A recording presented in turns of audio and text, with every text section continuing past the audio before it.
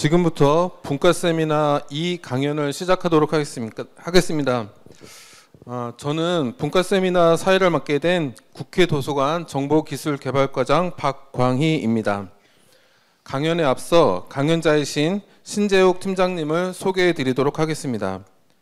신재욱 팀장님께서는 한글과 컴퓨터 AI 컨설팅 팀장으로 재직하고 계시며 2020년부터 ISO 국제표준화 전문위원을 겸하고 계십니다.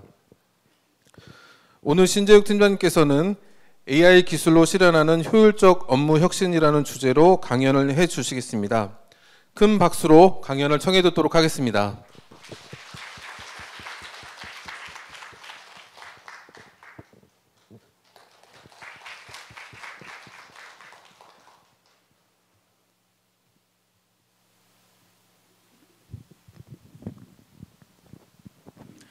네, 안녕하십니까. 방금 소개받은 한글과 컴퓨터의 신재욱입니다. 다시 한번 인사드리겠습니다. 네, 앞에 짤막하게 제 소개를 좀 해주셨는데요. 저는 한글과 컴퓨터에서 현재 21년 동안 근무를 하고 있습니다. 저희가 이제 한컴에서 보통 이런 얘기를 할 때가 있어요. 대부분 뭐 한컴을 되게 잘 아시는 많은 분들이 계시다고 하니까 한번 말씀을 드리는 건데요. 저희가 1세대가 있어요. 그건 이제 제일 잘 아시는 예전에 이찬진이라는 회장님이 계셨고, 그 옆에 이제 김희애라는 연예인분이 계셨죠. 대부분 아실 겁니다. 네. 그때 계셨던 분들이 어쨌든 이 부분들을 만들었고 지금까지 끌고 오셔서 대한민국에서 어떻게 보면은 전 세계에서 유일하게 저희 실제 우리가 한글을 가지고 있는 것처럼 국내에 가지고 있는 유일한 포맷을 가지고 있는 나라입니다. 그러다 보니까 그때 그분들이 1세대고요. 그 이후에 제가 2세대라고 생각하시면 좋을 것 같습니다. 네, 오늘 그래서 제가 이제 준비한 내용은 사실 AI 기술로 실현하는 효율적인 업무 혁신이라는 제목으로 준비를 했지만 이 내용들을 하나하나 이제 말씀드리면서 지금 현재 직접 사용하시고 계시는 한글이라는 제품에 대해서 기본적으로 파생돼 나온 문서, 그리고 문서를 기반으로 이후에 데이터화되는 부분, 그리고 이를 활용해서 실제 업무에 활용할 수 있는 부분 형태로 이제 소개를 드리려고 하고 있습니다. 여기에 또 한 꼭지로는 보면은 저희가 이번 연초에 이제 국회 사업을 삼성이라는 그 좀 대기업과 같이 수주를 했습니다. 그러면서 저희가 지금 맡은 부분이 이제 국회 도서관에 대한 데이터화, 빅데이터 빅데이터화하는 부분의 사업을 지금 맡고 있고요. 그 부분 또 중간중간에 저희 어떤 기술을 활용해서 빅데이터화하고 있는지에 대한 부분도 같이 설명드리도록 하겠습니다. 앞에는 이제 간략한 목차고요. 제가 들어가기에 앞서서 사실은 제가 대부분 어떤 발표를 하거나 이런 설명을 드릴 때 보통 공공기관에 가서 많은 발표를 했었어요. 그래서 이번에 사실 약간 긴장이 되고 있습니다. 왜냐하면 도서관에 근무하시는 분들한테는 처음 어떤 이런 발표를 하는 거예요. 그래서 한번 조사를 나름 한번 해봤습니다. 지금 도서관에 근무하고 계시는 뭐 다양한 업무를 하고 계시겠지만 그분들이 하시는 현재 예전의 역할과 지금 AI가 지금 계속적으로 확산되고 AI 시대로 발전되면서 그분들이 좀 더 변화하고 계시는 어떤 역할이 어떤 부분이 있는지에 대한 부분들을 나름 좀 조사를 좀 해봤습니다. 약간 챗GPT를 활용해서 질문을 좀 던져봤다고 보시면 될 것 같습니다. 전통적인 역할에서는 사실은 도서관에는 많은 양의 이제 뭐 책이나 어쨌든 자료도 있을 거예요. 거기에 대한 어떤 분류나 정리, 그리고 이용자가 이를 잘 찾을 수 있게끔 하는 어떤 시스템적인 구성들, 그리고 또 목록의 작성. 보통 도서관 가면 옆에 어떤 분류표들이 굉장히 다양하게 있더라고요. 그런 분류표를 작성하시는 분, 그리고 또 저도 아이를 키우는 아빠다 보니까 도서관에 가면은 한 번씩 아이들을 위해서 책을 어떻게 읽어야 되고 책을 뭐 어떻게 골라야 되고 아니면 이 책에 대한 설명들에 대한 거를 잘 해주시는 부분들이 있으셨어요. 그런 부분들이 어떻게 보면 현재까지 어떻게 보면 진행되고 있는 약간 뭐 진행되고 있는 도서관의 역할이지 않을까라는 생각으로 첫 번째를 접근을 해봤고요. 두 번째는 AI 시대에서 그러면은 도서관이라는 부분이 어떤 역할로 변화를 하고 있을까라는 부분으로 좀 생각을 해봤습니다. 이 부분도 사실은 이번에 국회 도서관 분들하고 여러 가지 미팅을 하면서 사실 배운 부분이라고 생각을 하는데요. 여기에 도서에 대한 분류나 정리 뭐 등등 여러 가지에 대한 부분, 도서 어쨌든 자료에 대한 어떤 내용이나 이런 부분들은 실제적으로 메타데이터라고 저희는 생각을 합니다. 이 메타데이터를 어떤 식으로 구성을 하고 이거 어떻게 처리할 수 있는지에 대한 기본적인 안을 저희한테 주고 계세요. 그래서 메타데이터의 설계자라는 부분으로 발전하고 계시는 부분으로 생각을 하고 있고요. 또 정보에 대한 큐레이션, 사실은 어떻게 보면 한글이 어떻게 영어라고도 생각하실 수 있지만 이 정보에 대한 큐레이션 및 AI에 대한 활용 코디네이션, 나중에 도서관 내에서 이런 AI를 활용해서 대민 서비스를 하거나 내부에서 대외 서비스를 할 때 이거에 대한 부분을 실제적으로 어떻게 도서관 자료를 AI로 활용할 수 있는지에 대한 코디네이터의 역할도 하실 수 있을 거라고 생각을 했습니다. 그리고 당연히 많은 데이터를 직접 가지고 가시고 이거에 대한 분류 체계를 직접 몸으로 하고 계시기 때문에 데이터에 대한 가공, 데이터를 어떻게 처리할 수 있는지에 대한 부분에 안을 직접적으로 주실 수 있는 전문가로 변화되실 거라는 생각을 하고 있습니다. 이런 부분들로 봤을 때 사실은 예전에는 물리적인 형태로 어떤 정보의 체계를 관리하셨다면 이후에는 정보의 가치를 최대한 활용할 수 있는 구조를 만들고 그리고 이용자와 AI에 대한 서비스 사이에서 실제 중개자의 역할을 하시는 부분으로 도서관에 계신 분들이 발전해 가지 않을까라는 생각으로 한번 이런 역할적인 변화를 제가 나름대로 한번 구성해 봤습니다.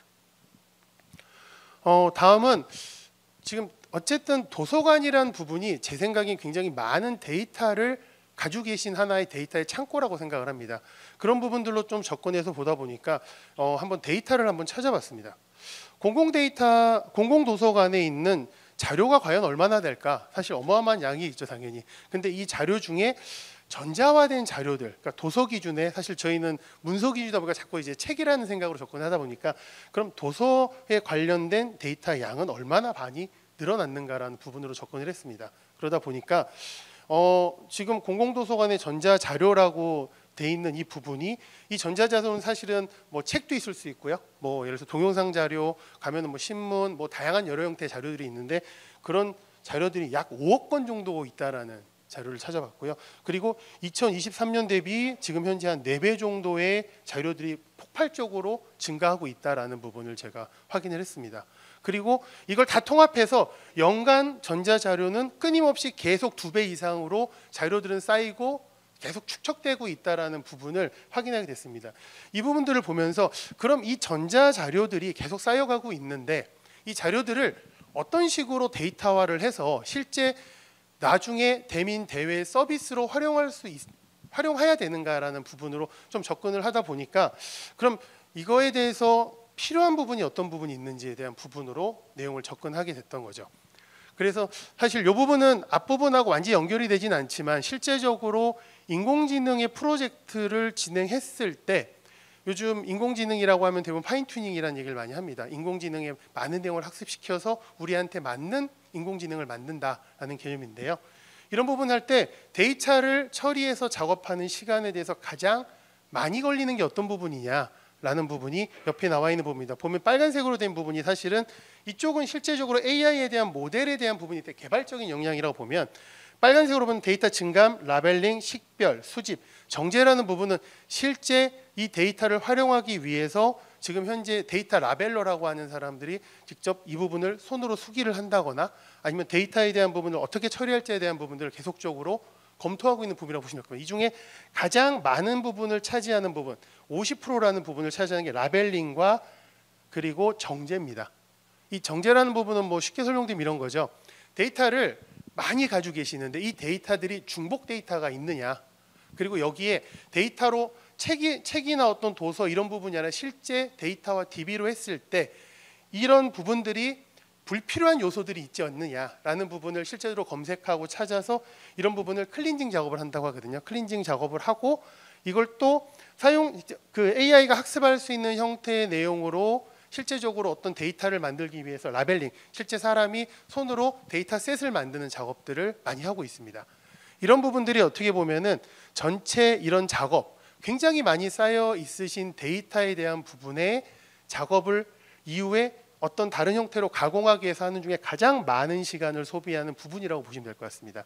그러면 여기서 다시 저희는 계속 문서나 텍스트 위주의 어떤 형태로 이제 접근을 하다 보니까 그러면 예를 들어서 뭐 영상이나 뭐 이미지, 사진이나 이런 부분을 좀 배제를 하고요. 실제 가지고 계시는 문서 기준, 아니면 PDF, 아니면 뭐 논문 이런 거 있을 수 있겠죠. 그리고 또 뭐 요즘 팜플렛 형태도 좀 많이 있습니다. 이런 팜플렛 형태들 등등 이런 데이터들을 그럼 어떻게 하면은 정확하게 잘 추출해낼 수 있느냐라는 부분을 어떤 솔루션으로 제시해서 그 부분을 가지고 적용을 했다면 앞에서 걸리는 이 전체 리소스의 50%의 시간 부분의 공수 비용 시간을 절감하면서 좀 더 빠르게 내부에 있는 부분들의 데이터들을 인공지능 학습 셋이나 별도 대내외에 활용할 수 있는 서비스로 바로 전복할 수 있는 DB화를 할 수 있지 않겠냐라는 부분으로 사실 이 부분을 접근했다고 보시면 될 것 같습니다. 이거에 연결돼서 이번에 이제 저희가 1월에 지금 수주에서 작업하고 있는 국회 도서관 빅데이터 플랫폼 사업입니다. 국회 빅데이터 플랫폼 사업 1단계 사업으로 진행이 되고 있고요. 뭐 대부분 아시겠지만 사무처와 도서관이 같이 이번에 진행이 되고 있는데 저희가 맡은 부분이 도서관입니다. 도서관에서 사업 내용의 가장 큰 거는 전체 기준의 180만 면에 대한 데이터를 대부분 이제 PDF도 있고 다양한 데이터입니다. 그 데이터를 데이터 레이크라는 데이터에 통합하는 부분에 쌓고 이거를 도큐먼트 DB 데이터셋을 만들어서 이후에 어떤 다른 형태의 데이터로 활용한다거나 아니면 벡터 DB를 활용해서 아까 말씀드린 대내외 서비스에 질의응답을 할 수 있는 구조의 사업으로 진행을 하고 있는 부분입니다. 앞에서부터 순차적으로 말씀한 것처럼 국회 도서관뿐만 아니라 각각의 도서관에는 굉장히 많은 데이터들이 있고 그 데이터들을 좀 더 빠르게 처리하고 그리고 대부분 이제 데이터를 처리하다 보면 많은 인건비 이런 부분을 좀 더 손쉽게 처리할 수 있는 방안이나 이런 부분이 어떻게 있겠느냐라는 부분으로 이제 저희가 이 사업을 들어갔던 부분들이고요. 이 사업에 적용됐던 저희 각각의 제품도 한번 간단하게 소개를 한번 시켜드리겠습니다. 이 부분은 이제 AI 전략이라고 되어 있는데요. 뒤에 보시면 이렇습니다. 한글화 컴퓨터는 아까 초기에 말씀드렸지만 지금 현재까지 35년의 업력이 있습니다. 그러면 업력 동안에 했던 부분이 첫 번째 무엇이냐? 대부분의 PC에 지금 여기 계신 분들의 PC 안에는 한글이라는 문서 포맷이 굉장히 많이 있으실 겁니다. 그 문서 포맷 자체도 실제 이런 그 서비스나 외부에 활용할 수 있는 충분한 그 데이터로서의 활용할 수 있는 부분을 가지고 계시죠. 그런 부분들을 대부분 어떻게 처리하시냐? 인공지능 세션 하실 때는 HTML이나 PDF로 변환을 하셔서 다시 재가공을 하시는 케이스들이 많은데요. 그런 부분이 아니라 저희가 가지고 있는 기술은 기본적으로 국내 전 세계적으로 몇 안 되는 대한민국 내에 문서 포맷을 가지고 있는 기업이라는 설명을 처음에 드렸습니다. 이 HWP라는 포맷을 실제로 직접 핸들링을 할 수 있는 기술을 가지고 지금 가지고 계시는 모든 문서에 있는 데이터를 원하신 형태로 그대로 추출해내는 기술을 제공을 하고 있습니다. 이것뿐만 아니라 이번에 이제 국회 PDF 같은 케이스도 PDF 문서도 기본적으로 한글에서 문서가 변환된 케이스인 경우는 PDF 자체에도 레이어별로 텍스트 레이어나 여러 가지 레이어들이 있잖아요. 그 데이터를 좀 더 빠르고 쉽게 잘 뽑아낼 수 있는 기술을 핵심적으로 가져가고 그럼 이제 잘 뽑아낸 데이터들 지금 도서관에서 가지고 계신 여러 가지 데이터들을 잘 뽑아낸 다음에는 어떻게 활용하시냐라고 보시면 검색을 잘 해야 되죠. 지금 지능형 검색이 한참 예전에 화두였다가 최근에는 또 이제 그 REG라는 부분의 검색으로 많이 넘어오는 추세인데요. 이 검색 부분에서 제가 도서관을 갔을 때 검색할 때 대부분 보면은 이제 뭐 저작자로 검색을 한다거나 책 제목으로 검색을 한다거나 책 안에 있는 어떤 간단한 내용에 대한 색인 처리된 내용으로 검색들을 많이 하세요. 그러면은 그 책에 있는 내용들을 잘 뽑아내서 그 안에 있는 내용을 의미 기반으로 어떤 묶음을 잘 가져간 다음에 그런 부분을 데이터화된 그걸 가지고 검색을 하면 얼마나 그 내용들이 쉽게 잘 딸려 나오겠느냐라는 부분으로 한번 신뢰 가능한 정보를 잘 검색할 수 있는 기술을 한번 도입해보자라는 구조로 이제 Q&A 부분을 한번 접근을 했고요. 그리고 이제 세 번째는 이 두 개에 대한 부분에 연결돼서 그럼 내가 잘 찾은 어떤 데이터들을 그럼 내가 작성하고자 하는 문서, 내가 만들고자 하는 어떤 내용에 잘 활용해서 넣을 수 있는 방법이 있을까라는 생각을 했습니다. 그래서 사실은 가장 많이 사용하시는 한글에 이런 기능을 접목시켜서 어떤 문서를 만들 때 손쉽게 만들거나 그리고 내가 작성하는 문서가 예전에는 매번 어떤 걸 찾아야 됐는데 그런 걸 좀 빠르게 찾아서 손쉽게 문서를 만들 수 있는 구조라는 형태로 이 세 가지의 어떤 요소를 가지고 저희가 지금 작업을 진행했던 부분입니다. 이번에 이제 국회 사업에 들어갔던 부분이 아까 말씀드린 각각의 그 문서 형태에서 잘 데이터를 뽑아내는 부분이 데이터 로더라는 부분이고요. 이걸 가지고 검색을 잘해야 돼라고 하는 게 이제 저희가 한컴피디아. 그리고 아까 저희가 그 부스에서 옆에 동영상으로 보여드리고 보셨으면 모르지만 이걸 잘 활용해서 내가 문서, 한글에나 어떤 문서를 잘 만들 수 있는 구조를 좀 잘 썼으면 좋겠어 라는 부분이 한컷 머신헌트라는 세 개의 구조로 보시면 될 것 같습니다. 요 각각의 부분들을 좀 더 설명을 해드리면은,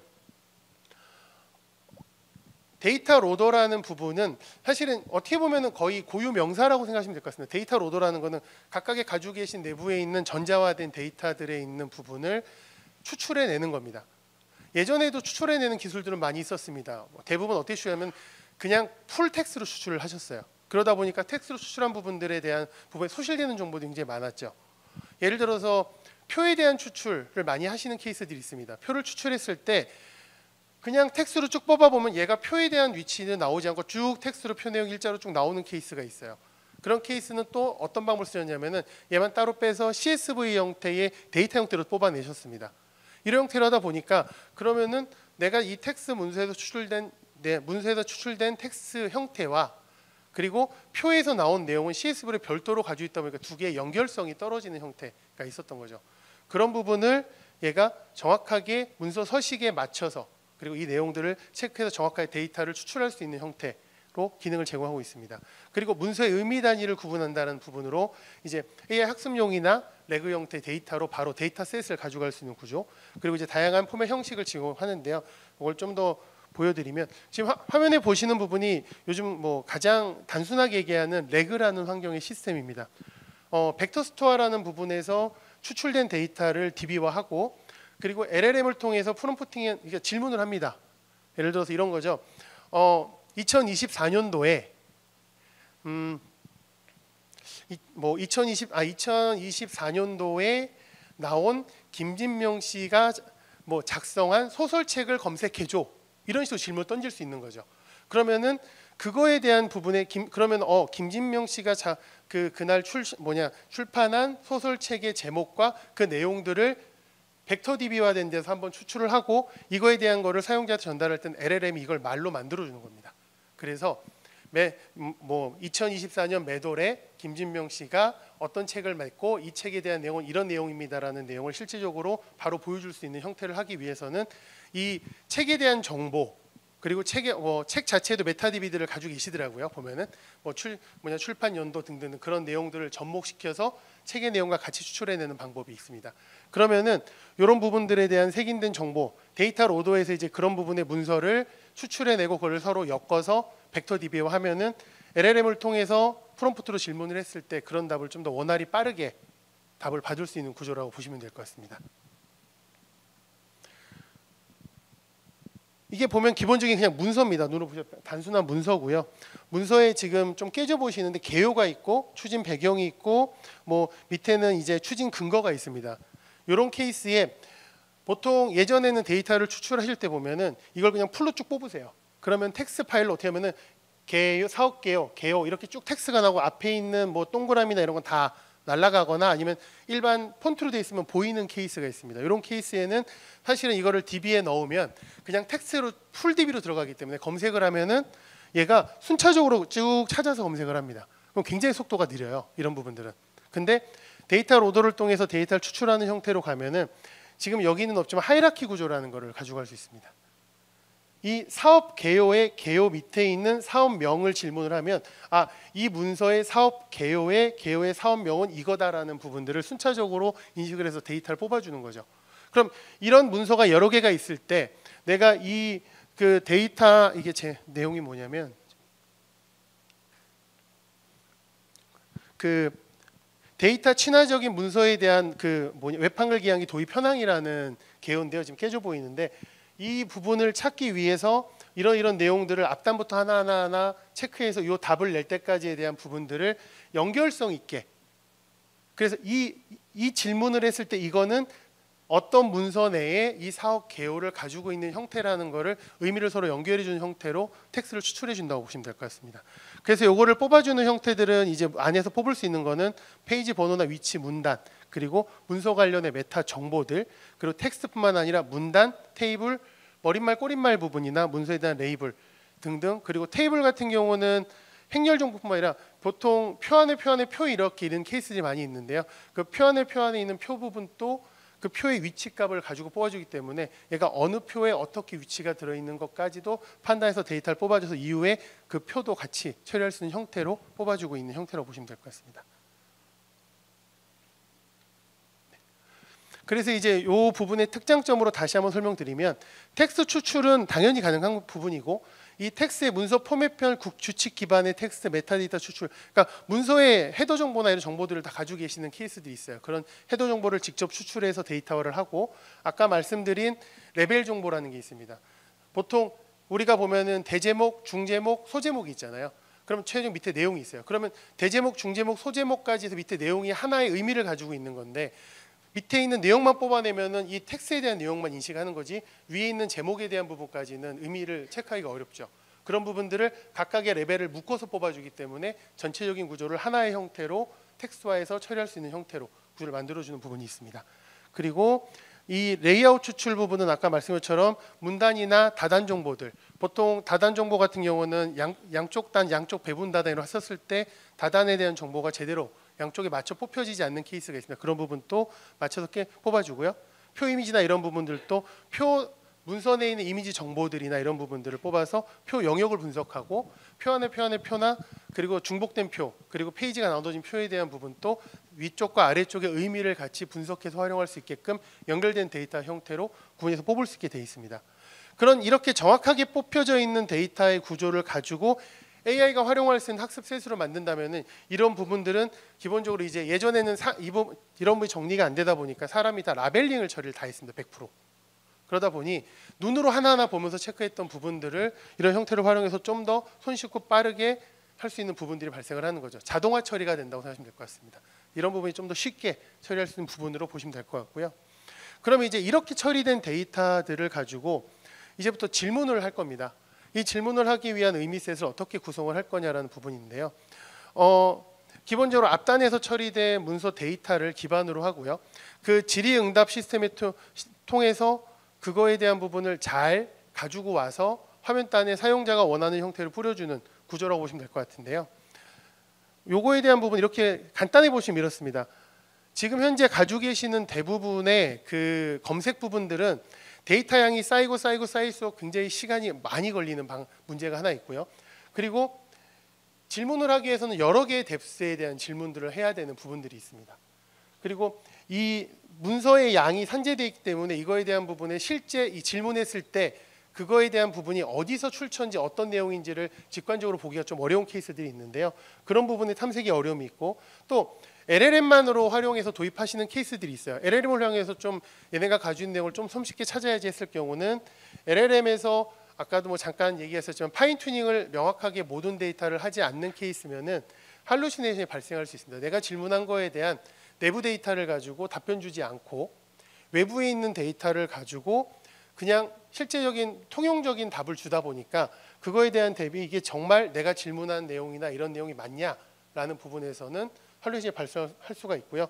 그리고 아까도 말한 출처나 이런 부분들을 명확하게 지적해주지 않기 때문에 내가 이거에 대한 질문과 학습된 내용을 어떻게 받아들일 수 있느냐, 이게 어디서 가져온 거야, 뭐 이런 부분들. 그리고 또 LLM한테 한번 질문해 보시면 아시겠지만 질문을 할 때마다 뭐 미사오구가 좀 바뀔 때마다 LLM은 계속 새로운 답을 만들어 줍니다.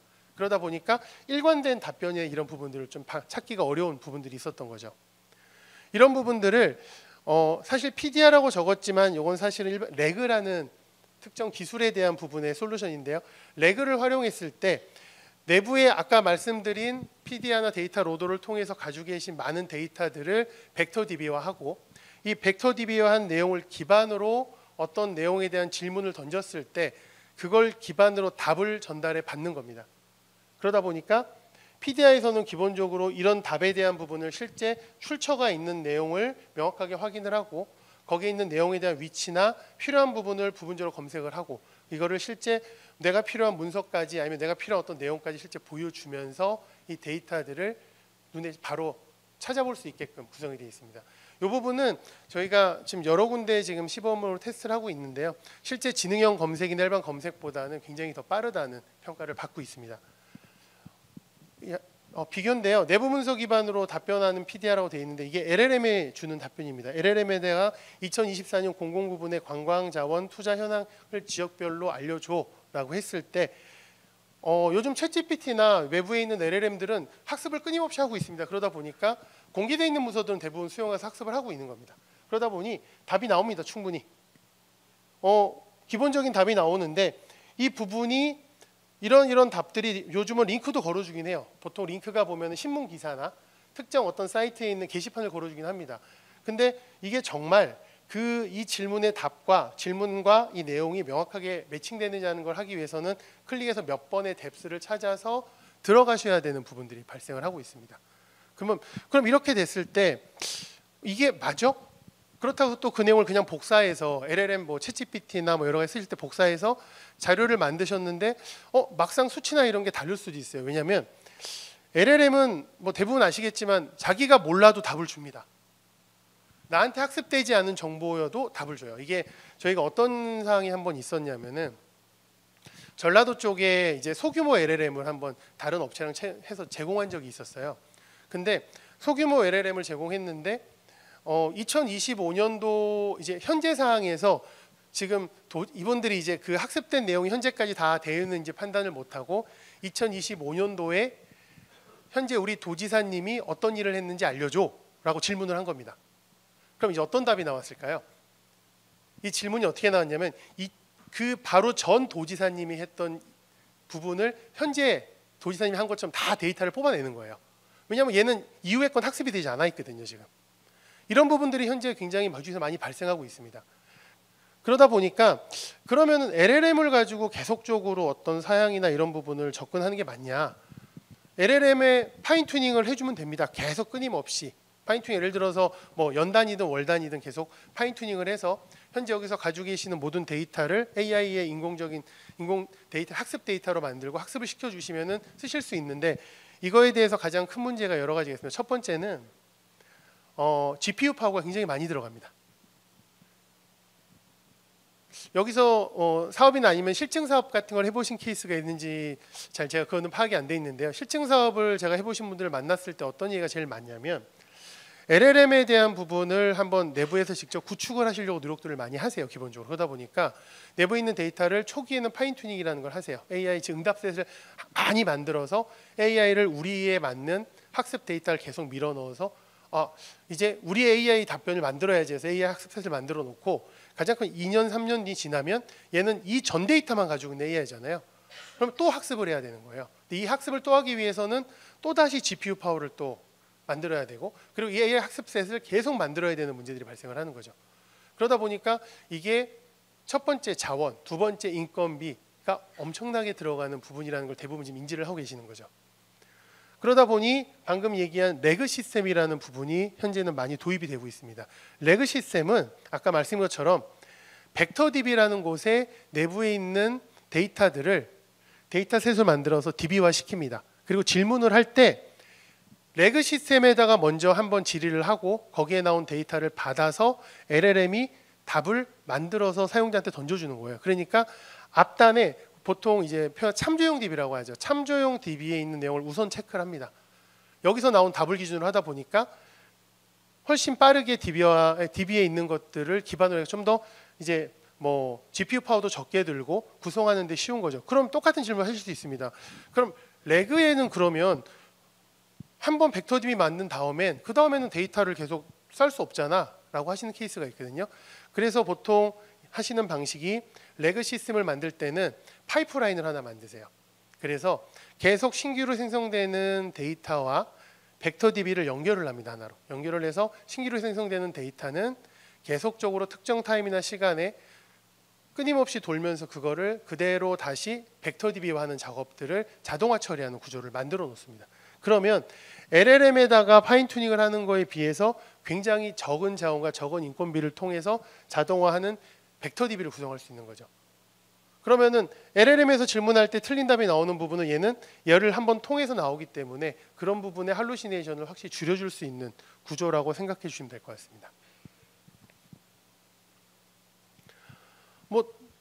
PDR라는 레그 시스템이라는 부분의 PDR는 이런 형태라고 그냥 검색하는 부분과 동일합니다. 검색창과 동일하고 이런 부분들이 웹에도 붙일 수 있고요.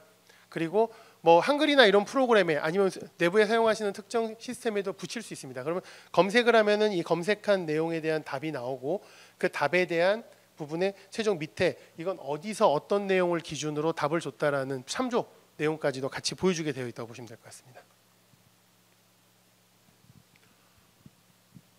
앞에 보시는 부분이 이제 그냥 일반적인 레그 시스템에 대한 도식화인데요. 밑에 데이터, 아까 데이터 파이프레러 만들었던 부분 이 부분입니다. 데이터가 어딘가 쌓이면 데이터 로더라는 부분이 데이터를 받아서 색인 처리하고 저 위에 문서 DB, 이쪽이 어디 벡터 DB인 거죠. 벡터 DB로 계속 밀어 넣어줍니다. 그럼 이 벡터 DB는 끊임없이 생성되는 상황에서 특정 타임이나 배치를 통해서 계속 데이터는 추가적으로 올라갈 거고요. 그럼 이제 사용자는 기준적으로 질문을 했을 때 챗봇이든 여러 가지 형태로 질문을 하면 기본적으로 아래쪽에서 문서를 탐색을 해서 찾습니다. 그럼 요 벡터 DB에서 문서를 찾고요. 나 이 문서 찾았어. 그럼 이 문서에 대해서 답을 줘 하면은 뒤쪽에 있는 LLM, 뭐 소규모 SLM이 될 케이스도 있고 아니면 큰 뭐 LLM이 될 수도 있는데요. 그 LLM한테 답을 던져주면은 얘가 이거를 말을 잘 만들어준 LLM을 통해서 최종 사용자한테 답을 주는 구조라고 보시면 될 것 같습니다. 그래서 이 중간에 예를 들어서 이 보시는 캐시 서버나 문서 분석 DB라는 게 없다면 사실은 이 부분은 없는 거죠. 이 아래쪽은 바로 사용자가 LLM에 질문을 하고 LLM이 알고 있는 답을 바로 사용자한테 던져준다고 생각하시면 될 것 같습니다. 이러면은 이제 지금 최근에 챗GPT 사용하시면은 답이 예전보다 점점 계속 잘 나오고 있죠. 거기도 꾸준하게 학습을 하니까 이게 챗GPT가 뭐 제미나이나 챗GPT의 특징이 최근에 이제 계속 얘기 나오는 게 뭐냐면 질문도 학습을 합니다. 이제 예전에는 뭐 홈페이지에 있거나 블로그에 있거나 어디에 있는 데이터들을 학습했다면 이제는 질문도 학습을 하는 케이스가 되다 보니까 사용자가 질문을 하면서 그 부분을 학습을 해서 거기에 맞는 답을 해서 만들어내고 있는 거죠. 근데 반대적으로 그 뭐 공공 쪽의 이슈긴 한데요. 공공 쪽에서 최근에 이슈화 되는 게 뭐냐면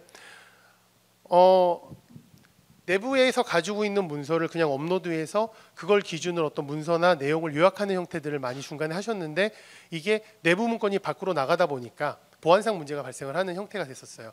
그러다 보니까 내부 문건을 올리지 마. 그러니까 그래서 새로운 기술이 뭐였냐면 내가 잠깐 이 문서를 올리고 여기에 대한 답을 받을 수 있는 구조, 문서 첨부 기능들이 만들어져 있었어요. 근데 문서 첨부 기능에 대한 부분은 비휘발성으로 날아가 버립니다. 휘발성으로 날아가니까 없어지는데 문제는 질문한 것들은 남는 거예요. 또다시. 그러다 보니 현재 이런 LLM 쪽으로 질문하는 부분들도 특정 내부 문건이나 주요 문건에 대해서는 질문을 했을 때 보안적인 문제가 발생할 수 있다라는 부분이 최근에 나오는 이슈라고 보시면 될 것 같습니다.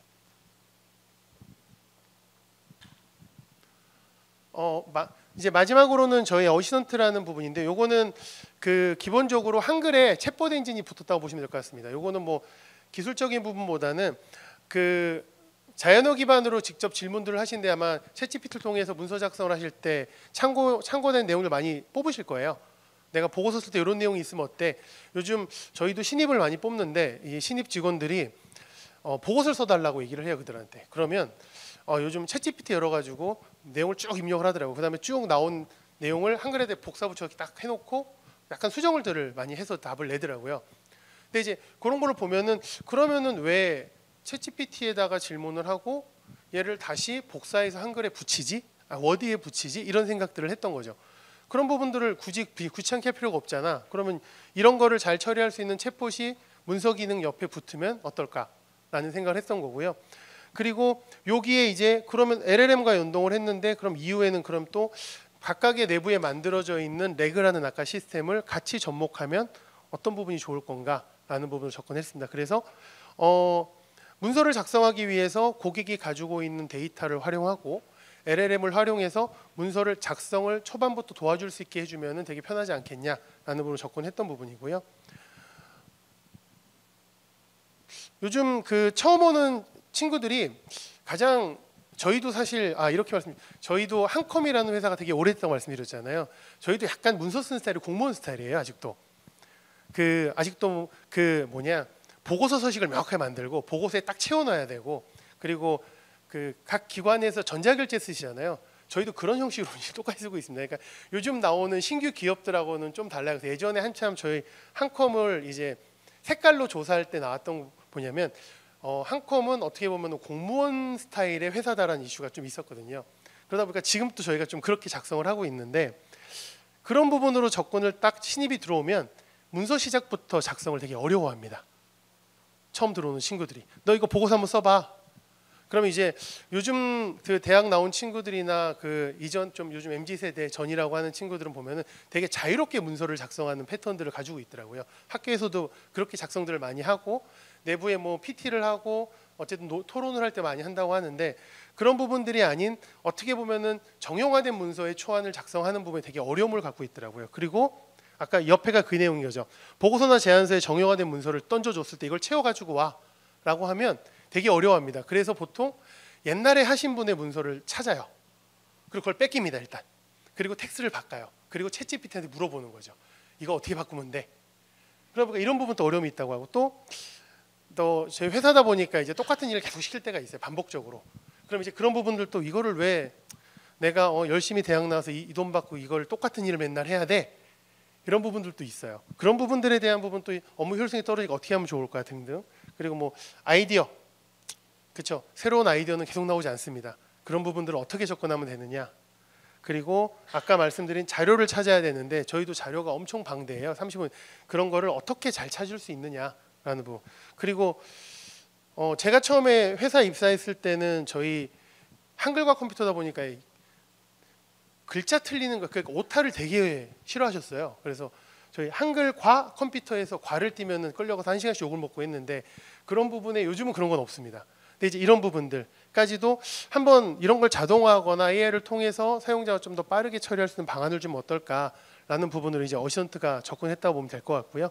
문서 초안에 대한 부분을 처리해 줄 수 있는 부분, 그리고 각각의 가지고 있는 문서 템플릿의 구조에 맞춰서 템플릿에 보면 제목들이 각각 있죠. 뭐 대제목, 중제목, 소제목에 맞춰서 대제목에 대한 제목 만들어주고 그 밑에 내용, 이런 식으로 이제 만들어주면은, 보통 일반적으로 챗GPT를 사용하면은 그냥 간단하게 텍스트 뽑아주는 거를 실제 내부에서 쓰는 문서들을 기반으로 템플릿에 맞춰서 내용을 채워주는 역할, 그리고 또 데이터 기반 한글 문서라는 거는 한 셀과 연동해서 대량의 문서나 어떤 걸 일괄적으로 어떻게 보면 약간 RPA와 비슷한 구조라고 보시면 될 것 같아요. 그런 형태의 자동화 처리할 수 있는 부분들, 그리고 또 내용을 느려 쓰거나 줄여 쓰는 부분들은 나중에 약간 좀 보여드리긴 할 건데, 보통 이제 문단을 쭉 만들어서 텍스트를 쳐놓고서 A4 용지를 밑에 요만큼 한 3줄을 남기면 되게 아쉽잖아요. 밑에 딱 맞췄으면 좋겠고, 아니면 절반 위로 올렸으면 좋겠고, 그러다 부분 맞춰서 한번 이런 부분들을 좀 손쉽게 할 수 있는 부분이 있으면 어떨까라는 부분으로 접근했다 보시면 될 것 같습니다.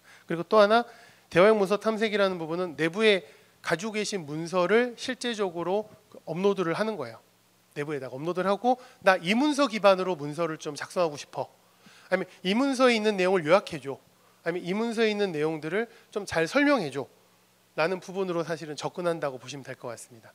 그러고 나서 이 최종 내용 교정 위에 올릴 때는 사실 오탈자 있으면 안 되잖아요. 그런 부분까지도 한번 사용자가 직접 매번 눈으로 찾는 게 아니라 자동화하는 부분, AI를 통해서 활용할 수 있는 부분으로 좀 처리할 수 있는 부분이 있지 않을까라는 부분으로 이제 어시스턴트라는 부분을 나왔다고 보시면 될 것 같고요. 요거를 이제 실제 영상으로 한번 보여드리겠습니다. 간단하게.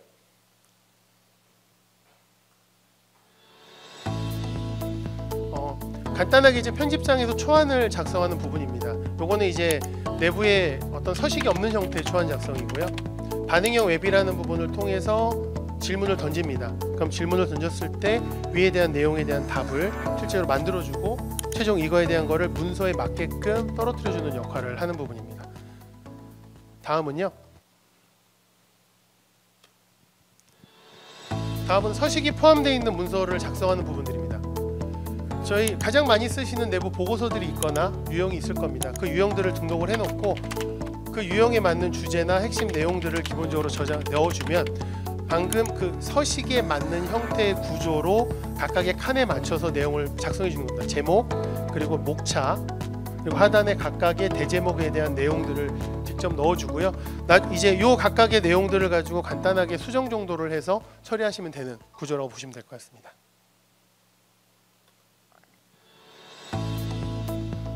다음은 이제 요약하기 부분인데요. 사실 이 부분이 좀 많이 요구들을 하시는 케이스인데요. 많은 양의 문서에 대한 거를 텍스트로 요약을 하거나, 그럼 참 간단하게 요약이 되는 부분이고요. 그리고 제일 많이 하시는 부분이 텍스트로 쭉 펼쳐놓았던 어떤 수치화된 부분들을 표로 만드시는 부분들의 역할들이 많이 있습니다. 그런 부분들을 표로 처리해주는 부분 기능들까지도 가능합니다.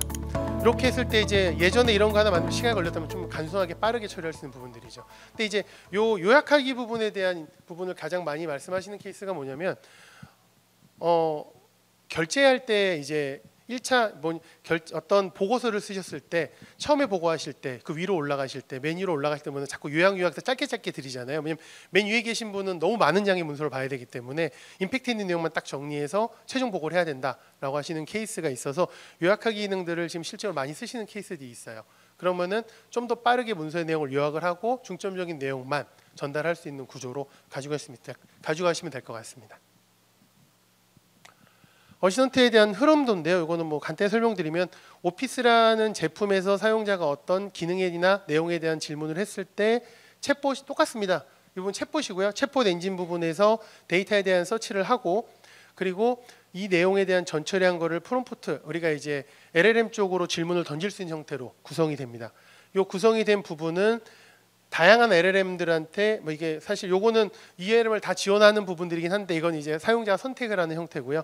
각각의 LLM 쪽으로 질문을 던져주고 그 최종 질문에 대한 답을 받아서 다시 저희가 가지고 있는 문서에 어쨌든 텍스트만 들어올 수도 있고 아까 말씀드린 것처럼 각각의 문서의 내용을 서식을 채워야 될 수도 있고 표를 만들어야 될 수도 때문에 스크립트 엔진을 통해서 최종 문서에 앉힐 수 있는 구조로 처리를 하고 있습니다.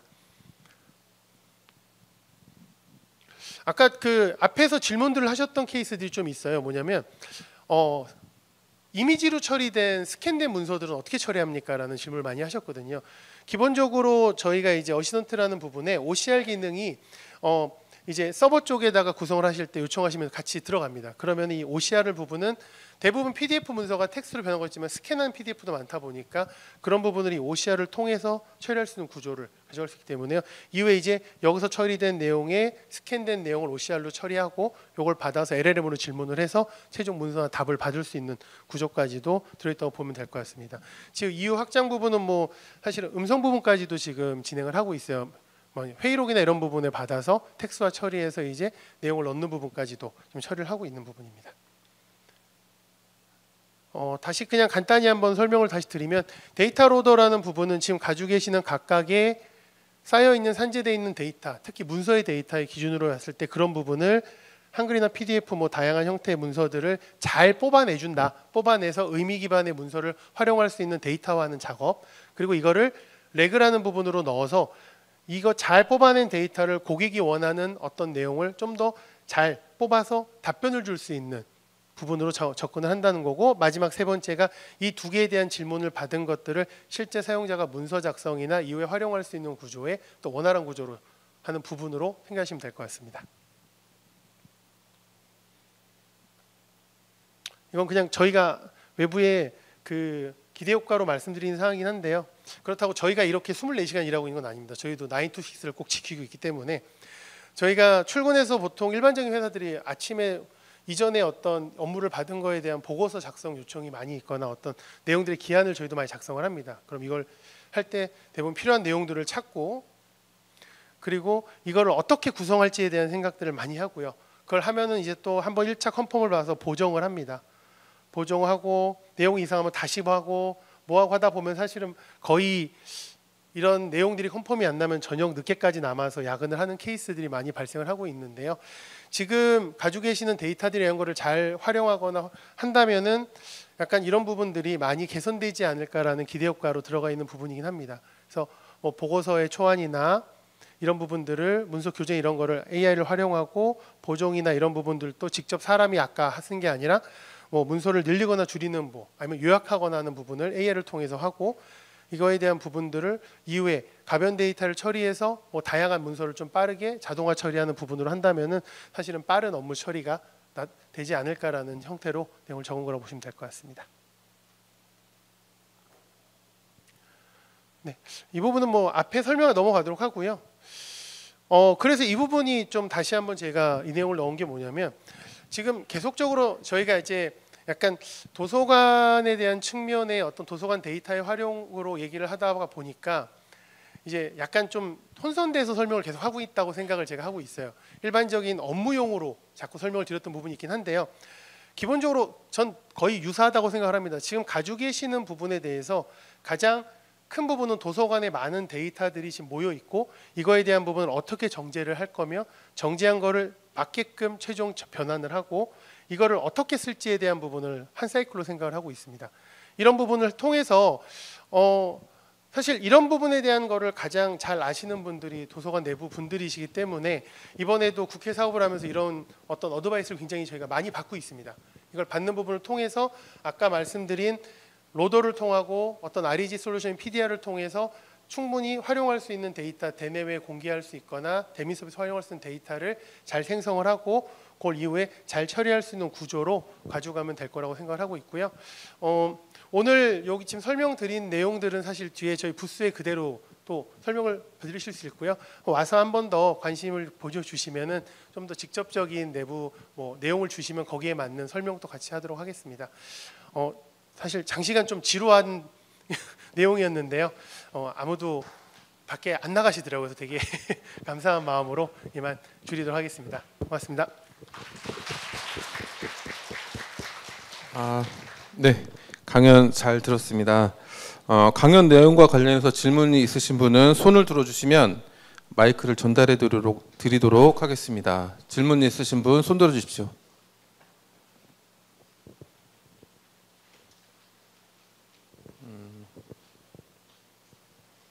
질문 없으실까요? 너무 강의를 잘해 주셔가지고 궁금증이 저기 계십니다. 네. 네, 발표 잘 들었습니다. 그 말씀해 주셨던 내용 중에 한컴 데이터 로더 관련해서 질문이 있는데요. 그 입력하는 포맷이 한글이랑 PDF가 가능하다고 하셨던 것 같아요. 근데 뭐 한글 포맷이야 당연히 뭐 한컴 소속이시니까 굉장히 잘하실 것 같은데 PDF에서 뽑는 것도 이 한글 포맷을 뽑는 것과 동일한 성능인지와 그리고 이제 텍스트 PDF가 아닌 뭐 이미지 형태로 된 PDF들도 있잖아요. 그런 것들도 잘 뽑는지가 궁금하고요. 그리고 두 번째 질문은 일단 첫 번째 질문 답변을 먼저. 네. PDF 문서인 경우는 기본적으로 이제 말씀드린 두 가지로 나눠집니다. 첫 번째 텍스트 형태로 구성이 되어 있는 PDF. 이건 아까 말씀드린 레이어 형태로 되어 있기 때문에 텍스트 수출하거나 이런 부분은 충분히 동일한 형태로 뽑는 부분으로 되어 있고요. 근데 이제 가장 큰 거는 스캔드 PDF입니다. 말씀하신 것처럼 이미지 처리된 PDF들이죠. 이런 케이스들은 OCR로 저희도 똑같이 활용을 합니다. 한컴도 AI OCR이라는 부분이 있고, 근데 이제 이 OCR 케이스에서는 뭐 잘 아시겠지만 스캔드 PDF에 대한 해상도를 좀 많이 타는 부분들이 있습니다. 해상도가 좀 높게 잡혀 있는 케이스는 그래도 그걸 OCR로 수출하기가 좀 원활한데, 이제 스캔을 했는데 좀 저해상도로 스캔된 케이스 같은 경우는 그게 잘 인식이 안 되는 부분들이 있어요. 그런 부분들은 좀 인식률이 떨어진다고 생각하시면 될 것 같습니다. 저희가 지금 뭐 실제적으로 OCR 부분에 적용한 부분이 관세청 같은 케이스에 대한 부분, 인보이스 이런 부분으로 처리한 부분이 있습니다. 네. 네, 그리고 한 가지 더 질문을 드리자면 그 도서관 담당자들이 메타데이터 설계자의 역할을 할 수 있다고 말씀해 주셨는데요. 근데 그 데이터 로더에서 뽑은 텍스트들의 메타데이터를 달아준다고 제가 들었거든요. 근데 이게 말씀하셨던 것처럼 메타데이터는 어떻게 설계하냐에 따라서 텍스트에 어떤 메타데이터를 달 건지가 달라질 것 같은데, 지금 가지고 계신 그 데이터 로더에서는 어떤 유형의 메타데이터들을 달아주는지 그런 것들이 좀 궁금합니다. 저희가 가지고 있는 메타데이터는요, 기본적으로 문서 안에 있는 포함되어 있는 내용에 대한 메타데이터를 기준으로 처리를 하고 있습니다. 근데 이제 아까 제가 왜 그 메타데이터의 설계자라고 표현을 드렸냐면, 이번에 제가 지금 많이 배우고 있다고 말씀드렸잖아요. 도서관 사업을 하면서 도서관 사업 자체에서 그 하다 보니까 별도로 구성하고 계시는 메타데이터들이 또 있으세요. 그러니까 문서 내에 있는 게 아니라 분류 코드들을 가지고 있는 별도로 되어 있는 거 있는데, 이런 부분들이 실제 같이 포함해서 데이터화를 했을 때 굉장히 의미 있는 데이터를 추출하는 데서 용이한 부분들이 많이 있습니다. 그래서 그런 부분들까지도 이제 나중에는 더 합쳐져야 되는 부분이다 보니까 앞단에서는 문서 내거나 어쨌든 저희 서식, 그러니까 전자서식에 있는 내용에 대한 메타데이터 값은 당연히 가져오지만 바깥쪽에서 별도로 구성하고 있는 메타데이터 DB들을 가지고 계신 케이스는 저희한테 이제 가이드나 설계를 같이 할 때 도움을 주시면 연결해서 처리하면은 좀 더 좋은 품질 좋은 데이터가 추출될 수 있는 거죠. 네, 이상입니다. 네, 감사합니다. 또 다른 질문 있으실까요? 아, 여기 한 분 계십니다. 저기. 네. 네. 강연 잘 들었습니다. 저희 아래 한글을 보통 이렇게 저렇게 워드 형태로, 워드 프로세스 형태로 쓰기도 하지만 저희가 전자 결제할 때 전자문서로 또 많이 쓰는데 그런 전자 결제에서도 저런 어시스턴트 기능들을 쓰면 굉장히 좋을 것 같거든요. 과거에 품위분들 아까 말씀하신 것처럼 좀 이렇게 복붙해서 많이 쓰기도 하고 과거에 모르는 문서 유형에 대해서도 저희가 뭔가 작성할 때 그런 거를 조금 활용할 수 있을 것 같은데 그런 거에 대한 뭐 계획이나 이런 게 있는지 궁금합니다. 네. 오늘 사실 밖에서 굉장히 많이 질문해 주셨던 부분이신데요. 전자결제 부분에 어시던트를 연동하는 부분도 준비는 하고 있고요. 근데 이제 약간 일반 한글에 연동되는 거는 좀 다른 베이스긴 해요. 왜냐하면 전자결제라는 부분이 결제에 대한 부분에 데이터가 떨어져 있는 나스 시스템이 있는 게 있고 또 거기에 부침 자료들이 많이 있으시잖아요. 그 부침 자료나 이런 부분들에 대한 데이터에 대한 전처리하고 벡터 DB화가 됐을 때 사실은 퀄리티가 확 올라올 거예요. 그런 부분들이 지금 범정부 시스템 초고자 이쪽에서 준비를 좀 하고 있는 게 있어서 그런 거에 발맞춰서 진행을 하고 있는데 각각의 기관에 접목할 때는 그쪽을 쓰거나 아니면 별도의 환경이 구성이 돼야 될 부분은 있습니다. 네, 이상입니다. 네. 또 다른 질문 있으시면 손 들어 주십시오.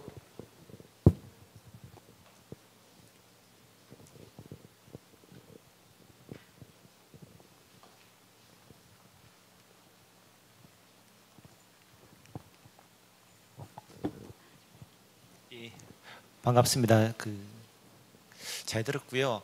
제가 조금 다른 쪽에 이 업무에 활용하면 굉장히 이게 유용할 거는 같은데 조금 다른 쪽에 질의를 하자면 이 한컴 방금 말씀하신 PDR라든지 뭐 어시스턴트 이런 기능들을 뭐 라이센스 구독형으로 공공기관에 도입을 추진하고 계신지 아니면 과거에 이제 뭐 설치하는 그런 타입으로 하시는지 그런 게 첫 번째 궁금하고요. 두 번째로 공공기관 도입 사례가 지금 어느 정도 되고 있는지도 궁금합니다.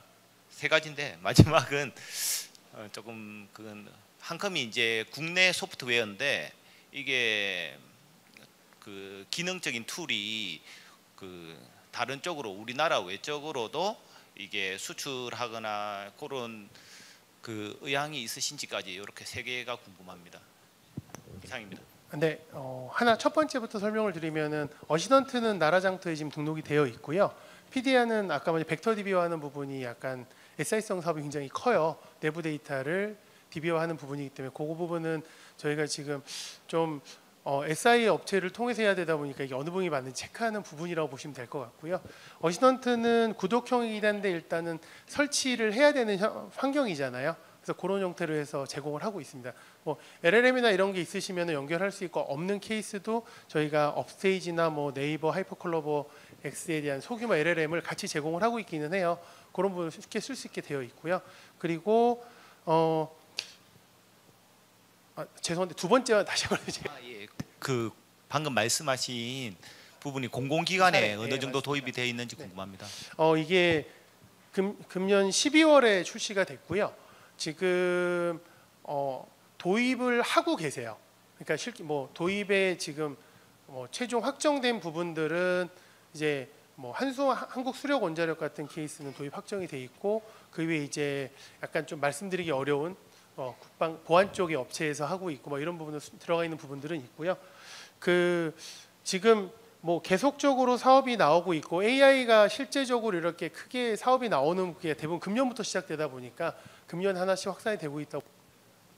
그리고 아까 추가적으로 이제 한글에 저희 제품에 대한 해외 수출 사례 여쭤보셨잖아요. 웹오피스 같은 경우는 아마존 워크독스라는 데서 제공을 해서 한 7, 8년 전부터 사업을 하고 있었고요.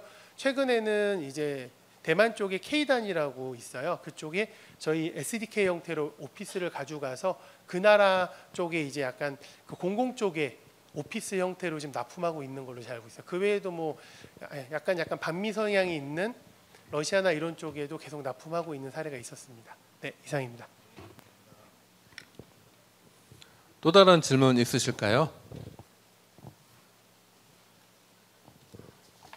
네, 질문 없으시면 이것으로 강연을 마치도록 하겠습니다.